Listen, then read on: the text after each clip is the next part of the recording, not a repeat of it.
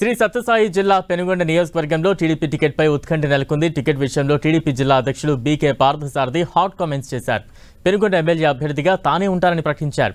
పెనుగొండ నుంచి పోటీ చేసేందుకు సిద్ధంగా ఉన్నారన్నారు. కొందరు టికెట్ వేరే వారికి ఇస్తారని తప్పుడు ప్రచారం చేస్తున్నారని, అలాంటి వాటిని నమ్మవద్దని సూచించారు. పెనుగొండ టీడీపీ టికెట్ ఇంకా ఎవరికీ కేటాయించలేదని అన్నారు. అపోహలను నమ్మవద్దని కార్యకర్తలకు సూచించారు. ఇష్టానుసారం సోషల్ మీడియాలో పెట్టడం దీన్ని తీవ్రంగా ఖండిస్తున్నాం. ఇక్కడ తెలుగుదేశం పార్టీకి ఏ అభ్యర్థిని ప్రకటించలేదు.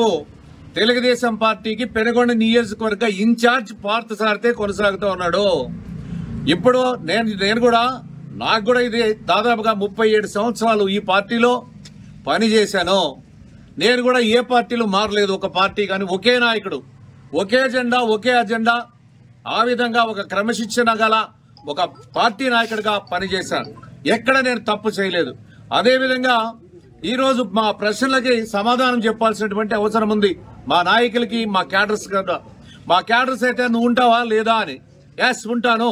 రేపు ఎన్నికల్లో పోటీ చేస్తాను తెలుగుదేశం పార్టీ అభ్యర్థిగా.